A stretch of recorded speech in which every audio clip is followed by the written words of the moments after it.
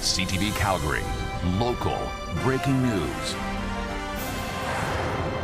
Good afternoon. Air Canada has started canceling flights because of a looming strike. The airline says several dozen flights will be canceled by tonight and about 500 will be grounded by the end of Friday. The union that represents 10,000 Air Canada flight attendants is poised to strike just before 1 a.m. Saturday. One of the main issues is unpaid work because flight attendants don't get paid unless the plane is in motion. The airline says its gradual approach to flight cancellations is designed with the customer in mind.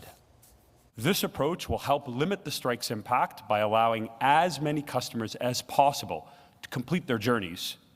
But importantly, it will also help facilitate an orderly restart, which, under the best circumstances, will take a full week to complete. Air Canada says about 130,000 travelers will be impacted per day. A judge says there will be a full hearing on the constitutionality of a proposed Alberta referendum question. The question is from a separatist group. They want to ask if Alberta should become a sovereign country and cease to be a province in Canada. The province's chief electoral officer referred the question to an Alberta judge last month to determine whether it violates the Constitution.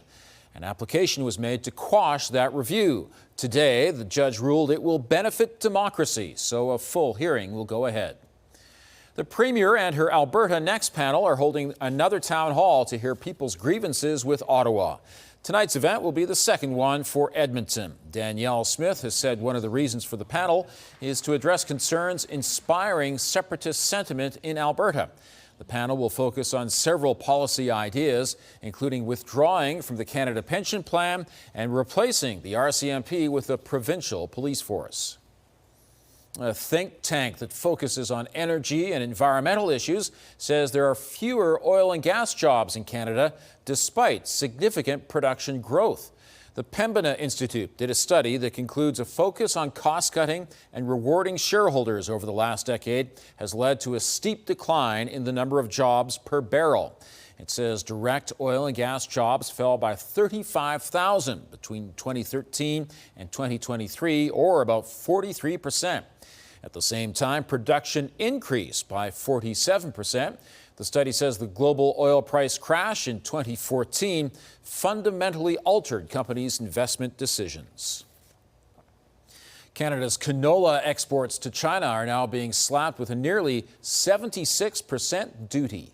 They've already gone after oil and meal, and this is, of course, another unfair attack on our Western producers, many of whom were having a fantastic growing season and looking forward to a bumper crop. That crop is now facing tariffs from one of our biggest customers. Today is the first day of the new duty, but already millions of dollars in canola value has been wiped out.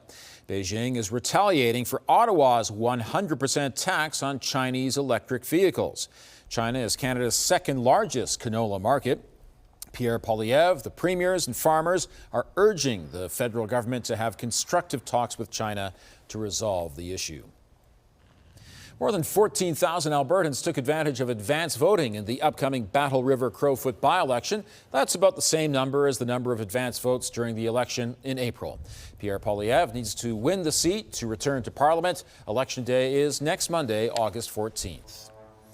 There's a new grocery store option just north of the Bow River. A ribbon cutting today marking the grand opening of Freshco Frontier in Hillhurst. You'll find it on Kensington Road near 19th Street. The store is over 10,000 square feet.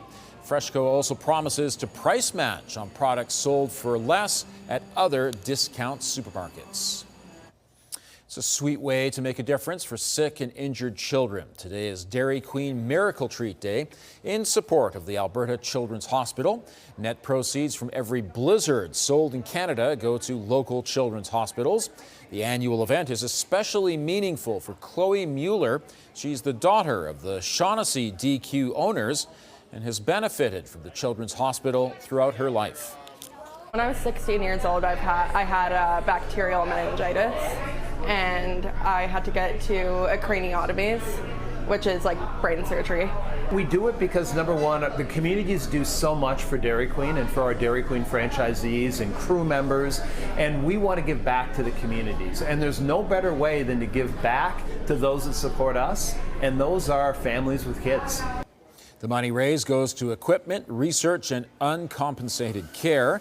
Dairy Queen has raised more than $8 million in southern Alberta in the past 22 years that the event has been held.